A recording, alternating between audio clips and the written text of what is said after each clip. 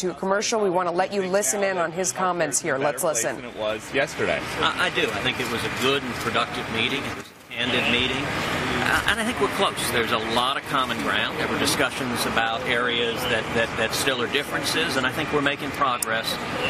We came from that meeting with a renewed commitment to keep working, to keep negotiating, and to get to yes. And in my view, failure is not an option. This is, for 7 years, Republicans have campaigned promising the voters we would repeal the disaster that is Obamacare.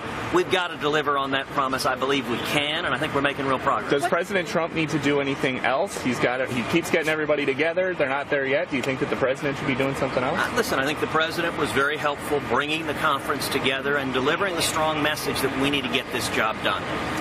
That's helpful to hear from the president, and the administration has played a very important role. You know, just a few days ago, HHS released a study analyzing the effect of the Consumer Freedom Amendment.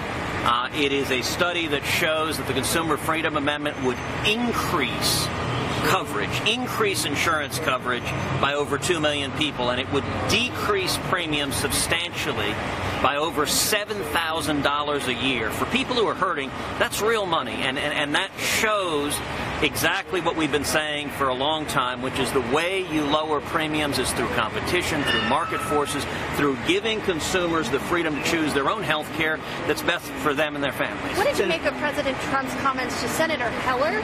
He suggested that if he wants to remain a senator, he'll get on board with the plan. Well, listen, the president has own way of communicating. What I will say is the Senate conference is working collaboratively to bring everyone together and get everyone to yes. And to do so, you know, the process going back to February when Lamar Alexander and I joined together to form the healthcare working group with senators across the ideological spectrum, from moderates to conservatives, working to get to yes. I think we've got a lot of common ground, and I think we've discovered the keys to uniting the conference. The central key is focusing on lowering premiums, and you do that through expanding consumer freedom.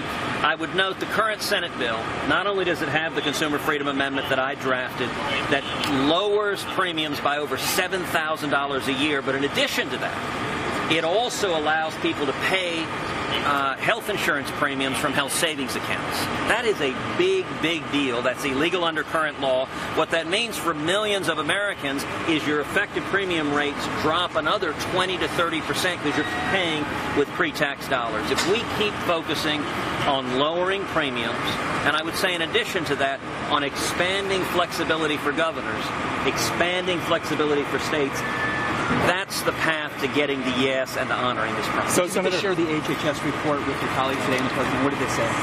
Yes, I did share the report with all of the senators there and the president, and there was widespread agreement that those reductions in premiums are a big, big deal. And not only do premiums go down, enrollment goes up. You know, so often actually folks in the media misunderstand this issue. They think that all the Obamacare mandates somehow expand coverage. It's exactly the opposite. The Obamacare mandates drive up prices. When things are more expensive, millions of people can't afford to buy them. 6.5 million people the IRS fines each year because they can't afford to buy insurance, and they get fined on top of that. What the Consumer Freedom Amendment does is it allows more choices, more options. It lowers prices, and because of that, over 2 million additional people get coverage. That's how you get a win-win by fighting for the consumers, fighting for the individuals at home. All right, thanks, Senator. And I do see now that Senator Lisa Murkowski has been undecided is over there.